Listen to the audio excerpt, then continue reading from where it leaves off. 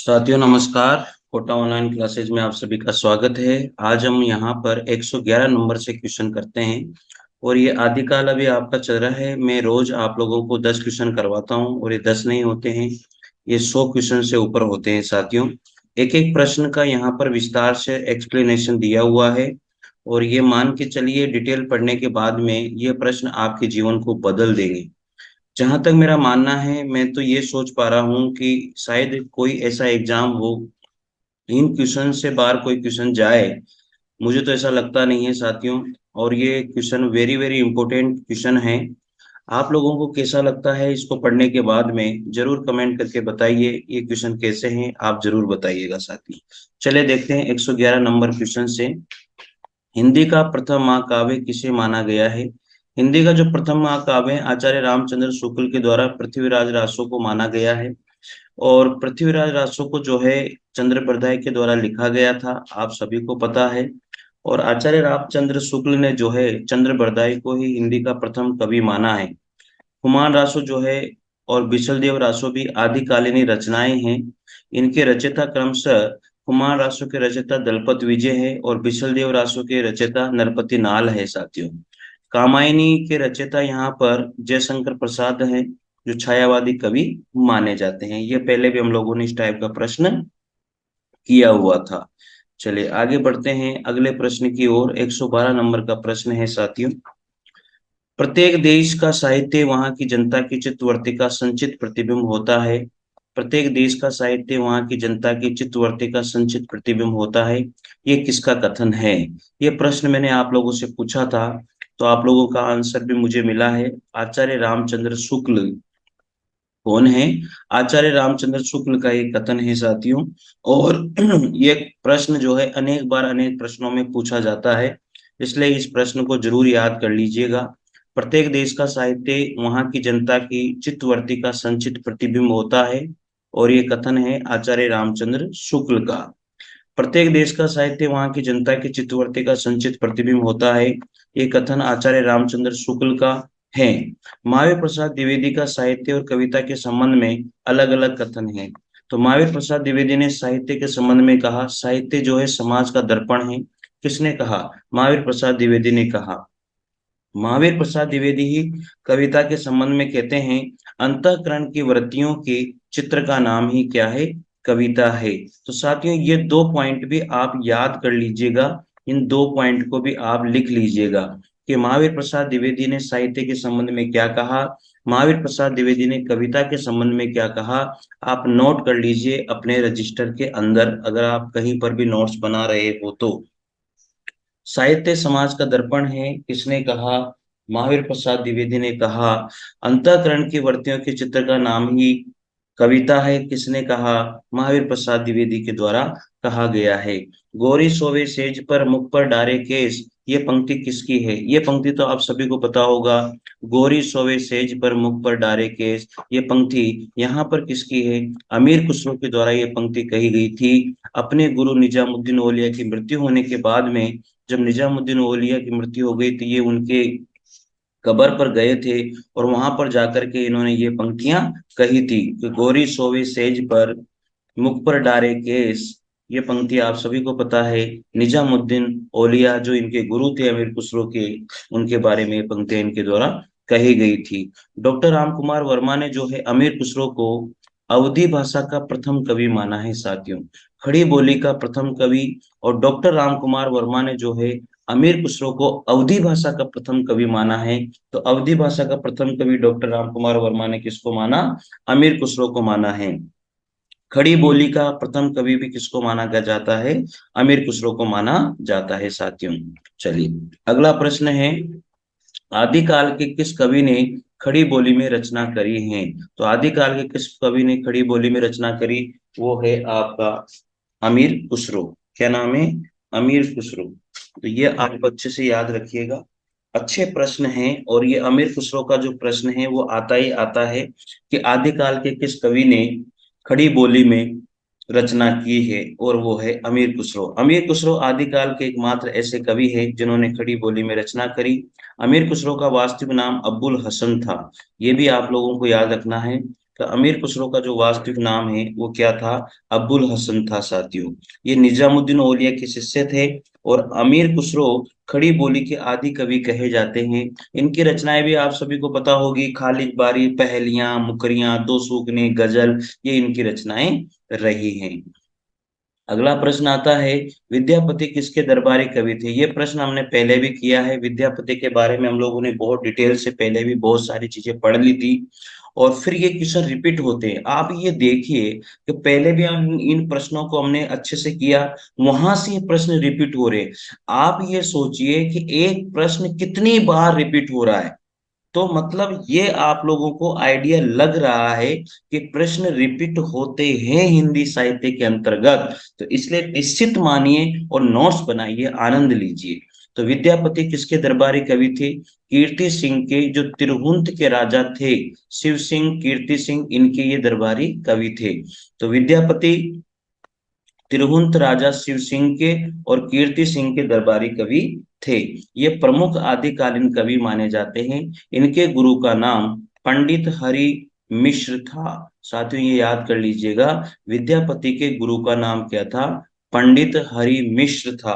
ये बिहार के दरभंगा जिले के विपसी नामक गांव के निवासी थे। कौन? विद्यापति। विद्यापति कहाँ के निवासी थे? विपसी। विद्यापति विपसी, तो वह से स्टार्ट हो रहा है। बिहार में भी वही, ब को वही मान लो तो वही बन जाएगा। विद्यापति की रचनाएं आप सबको पता है, कीर्ति लता, कीर्ति पताका अवध भाषा में लिखी गई थी। शैव सर्वस्व, सार गंगा, वाक्यावली, भू परिक्रमा, पुरुष परीक्षा और पदावली। पदावली आप सबको पता है मैथिली भाषा में लिखी गई रचना है तथा ये विद्यापति की प्रसिद्धि का कारण भी रही है पदावली। तो बच्चन सिंह ने जो है विद्यापति को जातीय कवि कहा था। जातीय कवि किसको कहा जाता है? विद्यापति को कहा जाता है। और किसके द्वारा कहा गया है? बच्चन सिंह के द्वारा कहा गया है साथियों। Very very important question. और विद्यापति के बारे में हम लोगों ने पहले बहुत कुछ पढ़ लिया है। आप लोग जहां लिख रहे हो वहीं पर इनको लिख सकते हो। कौन सिद्धों तथा नाथों की सूची में उभयनिष्ठ हैं? दोनों जगह पर वो मिलते हैं, आप सबको पता होना चाहिए। सरहपाद या सरप्पा। सिद्धों और नाथों की सूची में उभयनिष्ठ माने जाते हैं सरहपाद या सरप्पा को। सरहपाद सिद्धों तथा नाथों की सूची में उभयनिष्ठ हैं। सरप्पा को हिंदी का प्रथम कवि माना जाता है। इन्हें सरोज वज्र या राहुल भद्र के नामों से भी जाना जाता है। सिद्धों में सबसे पुराने सरहपादी हैं। इनके द्वारा लिखे गए 32 ग्रंथ बताए जाते हैं, जिनमें दोहा कोश इनका प्रसिद्ध ग्रंथ माना जाता है साथियों। चलिए अगला प्रश्न हम लोग देखते हैं। आलाखंड। आलाखंड नाम से प्रसिद्ध रचना कौन सी है साथियों? सबको पता है आलाखंड नाम से जो प्रसिद्ध रचना है वो परमार आसो है। कौन सी रचना है? परमार आसो। साथियों यहाँ पर मैं आपका टाइम वेस्ट बिल्कुल भी नहीं करूंगा। मुझे जो 10 क्वेश्चन कराने होते हैं वो फटाक से मैं करवा देता हूँ, बाकी आप धीरे धीरे इनको पढ़िएगा। और अच्छा लगे तो जरूर शेयर जरूर किया कीजिए साथियों। अपने फेसबुक पे अकाउंट पे शेयर कर दीजिए या अपने इंस्टाग्राम पर, जहां पर भी आपको लगता है शेयर जरूर करें यार। ठीक है ना? तो आलाखंड नाम से प्रसिद्ध रचना कौन सी है? परमार आसो है। आलाखंड नाम से प्रसिद्ध रचना परमार आसो है। परमार आसो के लेखक जगनीक हैं। परमार आसो जो है, आला और उदल नामक दो सरदारों की वीरता का वर्णन इसमें किया गया है। आलाखंड को सर्वप्रथम 1865 ईस्वी में फर्रुखाबाद के तत्कालीन जिलाधीश चार्ल्स इलियट ने प्रकाशित करवाया था। पहले भी इस टाइप का प्रश्न हमने पढ़ा था कि आलाखंड किसको कहते हैं? परमार आसो को कहते हैं। इसमें आला और उदल नामक दो सरदारों की वीरता का वर्णन किया गया है। आलाखंड को, जो परमार आसो को आलाखंड के नाम से जाना जाता है क्योंकि परमार आसो को जो है आलाखंड जो सर्वप्रथम जो है 1865 में फर्रुखाबाद के जो तत्कालीन जिलाधीश थे चार्ल्स इलियट, उन्होंने परमार आसो को आलाखंड नाम से प्रकाशित करवाया था। इसलिए इनको परमार आसो को आलाखंड नाम से भी जाना जाता है। चंद्रबरदाई किस राजा के दरबारी कवि माने जाते हैं? आप सबको पता है कि जो चंद्रबरदाई है पृथ्वीराज चौहान के दरबारी कवि माने जाते हैं। चंद्रबरदाई पृथ्वीराज चौहान के दरबारी कवि थे। रीतिकालीन कवि बिहारी लाल जयपुर के राजा जयसिंह के दरबार में रहा करते थे। और चंद्रबरदाई ने जो है पृथ्वीराज रासो की रचना भी करी थी साथियों। अगला प्रश्न आता है, आध्यात्मिक रंग के चश्मे आजकल बहुत सस्ते हो गए हैं। पहले भी इस टाइप का प्रश्न हम लोगों ने पढ़ा था कि आध्यात्मिक रंग के चश्मे आजकल बहुत सस्ते हो गए हैं। उन्हें चढ़ाकर जैसे कुछ लोगों ने गीत गोविंद के पदों को आध्यात्मिक संकेत बताया है, वैसे ही विद्यापति के इन पदों को भी शुक्ल जी के उक्त कथन का आशय क्या है साथियों? तो यहाँ पर उक्त कथन का जो आशय है वो सी ऑप्शन राइट हो जाएगा। विद्यापति के पद अधिकतम श्रृंगार के ही माने जाते हैं, यह आपको अच्छे से याद रखना है। आध्यात्मिक के रंग चश्मे आजकल बहुत सस्ते हो गए हैं। उन्हें चढ़ाकर जैसे कुछ लोगों ने गीत गोविंद के पदों को आध्यात्मिक संकेत बताया है, वैसे विद्यापति के इन पदों को भी शुक्ल जी के कथन का आशय है कि विद्यापति के पद अधिकतम श्रृंगार के ही हैं। याद रखिएगा, ये पहले तो किसने कहा? आचार्य रामचंद्र शुक्ल ने कहा। और किसके लिए कहा है? गीत गोविंद के लिए कहा है और विद्यापति के पदों के बारे में कहा गया है। 120 नंबर का प्रश्न है, पहले जैसे गाथा या गाहा कहने में से प्राकृत का बोध होता था, वैसे ही पीछे कहने से अपभ्रंश या लोक प्रचलित काव्य भाषा का बोध होने लगा है। आचार्य रामचंद्र शुक्ल के इस कथन में रिक्त स्थान में क्या आएगा? तो रिक्त स्थान में आ जाएगा दोहा या दूहा। पहले जैसे गाथा या गाहा कहने से प्राकृत का बोध होता था, वैसे ही पीछे दोहा या दूहा कहने से अपभ्रंश या लोक प्रचलित काव्य भाषा का बोध होने लगा है। तो आचार्य रामचंद्र शुक्ल इस कथन में क्या बताते हैं? दोहा या दूहा, ये यहाँ पर आ जाएगा साथियों।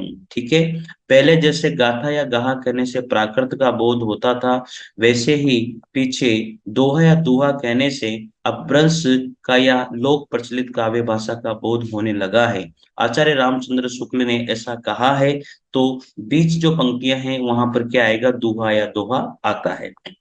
अगला प्रश्न है, पृथ्वीराज रासो पृथ्वीराज विजय कौन है? पृथ्वीराज विजय नामक ग्रंथ के आधार पर पृथ्वीराज रासो को अप्रमाणिक रचना मानने वाले विद्वान कौन हैं? साथियों, इस टाइप का प्रश्न हम लोगों ने पहले बहुत कुछ पढ़ लिया है कि पृथ्वीराज विजय नामक ग्रंथ के आधार पर पृथ्वीराज रासो को अप्रमाणिक रचना मानने वाले विद्वान कौन हैं?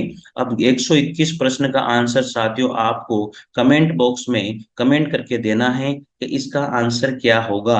राजस्थान कॉलेज लेक्चर भर्ती परीक्षा में ये प्रश्न आया था और आप भी बताइए, पृथ्वीराज विजय नाम ग्रंथ के आधार पर पृथ्वीराज रासो को अप्रमाणिक रचना मानने वाले विद्वान कौन है? देखो, अप्रमाणिक रचना मानने वाले विद्वान तो है, लेकिन पृथ्वीराज विजय के आधार पर अप्रमाणिक रचना मानने वाले विद्वान कौन है, यह आपको बताना है साथियों।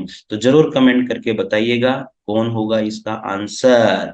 चलिए साथियों, आपको अच्छा लगा होगा, अच्छा लगे तो जरूर शेयर कीजिए और इसका आंसर जरूर कमेंट बॉक्स में बताइए साथियों। मिलते हैं अगले वीडियो के साथ, तब तक के लिए जय हिंद जय भारत, थैंक यू।